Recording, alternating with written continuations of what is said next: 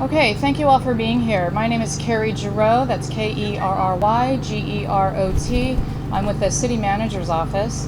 And just as a point of housekeeping, wanted to let you know that City Hall is in the impacted area, so City Hall is having to be shut down as a result of the power outage. And secondly, we're asking the community to stay informed and follow updates on the power outage at longbeach.gov and on Twitter, especially at Long Beach City and also at SCE. So the Twitter handles are at Long Beach City and at SCE. It's important to keep a couple things in mind. Number one is to ensure that the community remain calm as they have been. It's been a great team effort, a neighborhood effort. I encourage the community that if you know of a neighbor that has special needs, or if there are seniors that live adjacent to you, or if there are youth that may not be supervised for whatever reason, to please assist, check in on them, and make sure that they're doing okay during this time. In addition, I also want to thank the community for being very vigilant last night. It was a very safe night in the city of Long Beach, in the downtown area, even though we did have obviously some incidents with some fires that were taken care of by our fire department and police department, but it was generally safe. And as we go into the evening tonight, just to ensure that we keep that level of safety, of neighborhood concern, to ensure that we're all working together to get through this power outage. I'm fully convinced that Southern California Edison right now is doing everything that they can to ensure that this gets resolved as quickly as possible. And please note that we have all hands on deck with the city right now. Everyone is working hard. The entire police department is on alert. We have extra patrols. Our fire department is out in full force to ensure that this is handled as professionally and as safe as possible. And so thank you. We'll keep everyone updated, and please continue to follow on social media and online the updates as they become available. And we're doing everything we can to ensure that this gets handled as quickly as possible. Good afternoon, Paul Grigo, Grigaux. First, I just want to add my thanks to Mayor Garcia and the entire staff within Long Beach. Their support has been phenomenal and instrumental in helping us restore service as quickly and as more importantly as safely as we can to our customers. I figured I'd just maybe start with a little recap as to where we've been and where we are right now, and talk about our plans going forward.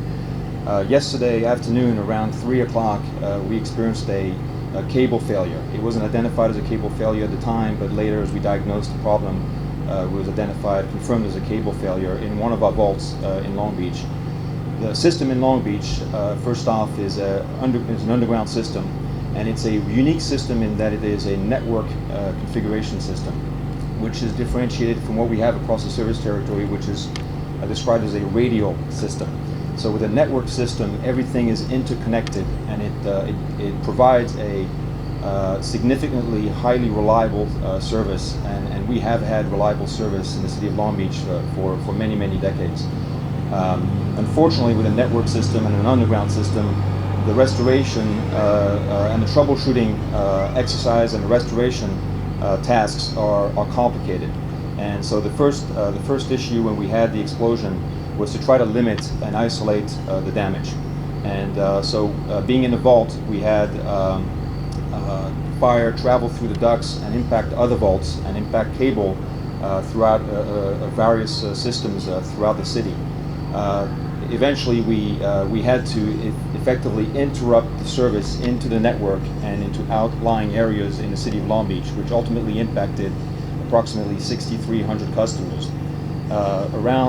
And this enabled, by the way, the fire department to complete their task of securing the vaults and enabling our crews to begin to safely enter the vault around 11 p.m. last night. We began to troubleshoot the system throughout the network, identified up to 10 points of failure, including in 3 vaults and 7 cable sections. And we have worked throughout the night to inspect other vaults in the neighboring area to ensure that we proactively identified any potential other failures that we needed to isolate before we could re-energize the system. We then proceeded this morning to develop a pretty significant and complex switching procedure, if you will, to begin to restore power. With a network system, you cannot restore sections of power throughout the system. You actually need to restore power to the entire system at once. So what we proceeded to do later on this morning is to, in fact, isolate the entire system. We had to de-energize power to our customers. So let me just, before I get there, explain that we did, throughout the night, repair a number of failure points throughout the system, and got us back down to 2,700 customers from the 6,300 originally impacted. From the 2,700, we did have to take a step back and de-energize 3 substations to be able to properly set the system up so that we could in fact begin to test the entire system, and that impacted 11,000 customers for approximately several minutes. We then tested the system. It did hold for a few minutes. Unfortunately, it led to the identification of some additional faults in the system, and so we're in the process now of being able to sort of isolate those additional faults, and then we will reattempt to test the system, which will again lead to having to drop 11,000 customers temporarily to retest the system. As you can imagine, it's a very complex series of tests that we need to go through. There's a lot of protocols that need to be followed to make sure that we secure the safety of the public and secure the safety of our first responders and our crews, and so we're making sure we're not rushing through that to ensure their safety. But on the other hand, we are very cognizant of the impact it is having on our customers and are doing all we can to restore that power. The likelihood, however, is that there will be a number of customers impacted throughout the night. We don't know what the exact count is, and or the specific location is not being disclosed at this time. But we will know more as we continue to patrol the area and finalize sectionalizing the different parts of the circuit and actually testing out the circuit to see what kind of failure points we further identify. We're hopeful that we'll be left with no more than a couple of hundred customers, which is still 200 too many, by the end of this evening and into tomorrow morning. There is a possibility, though, that we may not be successful, and we will need to do some additional troubleshooting throughout the night, which could further extend the outage for a number of our customers beyond tomorrow. So we're doing all we can again to make sure that we do this safely and as expeditiously as we can. But please recognize that our first priority is to ensure the safety of our first responders, the public, and our crews. Thank you. Okay, thank you. If there aren't any other questions, we'll be providing further updates throughout the evening. Please check our social media that I mentioned at the beginning of this media briefing.